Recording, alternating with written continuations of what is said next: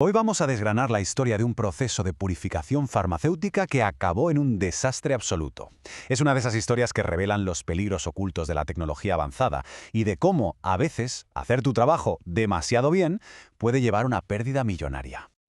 Venga, pues vamos al lío. Esta es la hoja de ruta que seguiremos. Primero os contaré el incidente, el desastre de los 2,4 millones. Luego nos meteremos en la ciencia pura y dura para entender qué falló. Después, analizaremos el caso concreto del enalapril y finalmente sacaremos las lecciones clave para que no vuelva a pasar. Nos vamos a Francia, año 2022. Imaginaos la escena. Una planta farmacéutica de alto nivel con un problema entre manos de esos que quitan el sueño. El objetivo parecía sencillo, pero las consecuencias, como veremos, fueron enormes.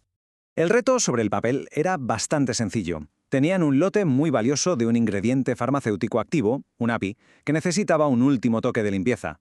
Había que quitarle unas sales que sobraban de la síntesis. Era, digamos, el último paso antes de convertir ese polvo en un medicamento. Y claro, para una tarea así, la elección parecía obvia: nanofiltración. Una tecnología que es como un bisturí molecular, diseñada justo para hacer este tipo de separaciones finas. El ingeniero de procesos estaba convencido. Esto rechaza las sales que no queremos y deja pasar el API. Era la herramienta perfecta. Y oye, al principio todo fue sobre ruedas, un éxito rotundo. Se alcanza una pureza final del 99,9%, incluso por encima del objetivo. El equipo, pues imagínate, celebrándolo por todo lo alto. Un trabajo impecable. Pero la alegría duró poco, muy poco. En cuestión de horas llegó el desastre.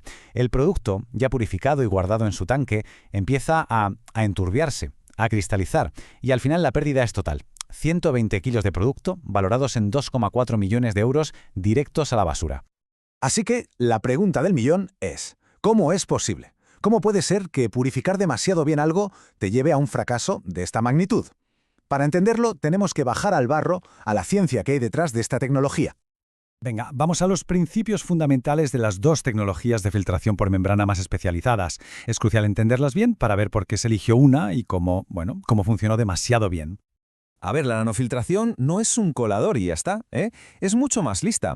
Su genialidad es que utiliza un doble mecanismo. Por un lado, el tamaño, el impedimento estérico, y por otro, la carga eléctrica, lo que se conoce como exclusión de Donan. Esta combinación es lo que la hace tan potente y, como vamos a ver, tan peligrosa si no se controla. Este transporte tan complejo se describe con una ecuación, la ecuación extendida de Nernst-Planck. La leo tal cual. J sub i es igual a menos d sub i, f por, abro corchete, la derivada parcial de c sub i respecto a x más, abro paréntesis, z sub i por f por c sub i, todo dividido entre rt. Cierro paréntesis, por la derivada parcial de psi respecto a x, más, abro paréntesis, c sub i por v sub i, dividido entre rt. Cierro paréntesis, por la derivada parcial de p respecto a x y cierro corchete. Sé que es un monstruo, pero ¿qué nos dice en el fondo? Pues que el viaje de una partícula a través de la membrana no depende solo de empujar, de la presión, también le afectan la concentración de sales y, esto es clave, las cargas eléctricas. Esos tres factores son los que mandan. Esta tabla lo resume de maravilla. Mirad, si la nanofiltración es un bisturí de cirujano, súper preciso para quitar unas cosas sí y otras no, la ósmosis inversa es un muro de hormigón. Está diseñada para pararlo casi todo y dejar pasar solo el agua. Para la ósmosis inversa el modelo es más directo. El flujo de agua, J sub W, es igual a por, abro paréntesis, delta P menos delta pi, cierro paréntesis. Y el rechazo, R, es igual a 1 menos C sub P sobre C sub F. ¿Veis? Aquí la cosa va más de presiones y de eficiencia bruta. Refleja su objetivo, ser una barrera casi perfecta. Vale, ya tenemos la teoría. Ahora vamos a volver a esa planta en Francia y usar estas herramientas para resolver el misterio. Aquí es donde la ciencia choca de frente con una realidad de 2,4 millones de euros. La cronología es de película de suspense. Pasa de ser un éxito de manual a una catástrofe en apenas unas horas. Lo que parecía una operación perfecta se convierte de repente en una emergencia química en toda regla. Y en medio del caos, la investigación da un vuelco. Un consultor externo llega y hace una sola pregunta. Una pregunta que lo cambia todo, y que no tenía que ver con la membrana, sino con la química del producto. Y la respuesta estaba aquí, en este gráfico. La solubilidad del API, que era enalapril, se desplomaba. Casi un 90%. Simplemente por bajar el pH de 7,2 a 4,8. El producto de repente ya no cabía disuelto en la solución purificada. que los números son brutales. La solución final tenía 4,4 veces más producto del que podía disolver a ese nuevo pH. Estaba masivamente sobresaturada. La precipitación no era una posibilidad. No. Era una certeza. Era pura termodinámica esperando ocurrir. Entonces, ¿qué pasó? Pues fue una cadena de eventos fatales. Primero, la solución original estaba protegida, estabilizada a pH 7,2 con un tampón de fosfato, su red de seguridad.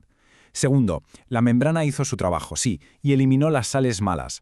Pero, y aquí viene el kit de la cuestión, también se llevó por delante el 85% de las sales del tampón. No sabía distinguir las buenas de las malas. Y cuarto, el golpe de gracia. Sin ese tampón protector, el dióxido de carbono del aire se disolvió, formó ácido carbónico y el pH se desplomó a 4,8. Fin de la partida. Una historia con un final muy caro. Pero, ¿qué podemos aprender de esto? Porque las lecciones que deja este caso son oro puro, y no solo para la industria farmacéutica. Son 3 lecciones clave.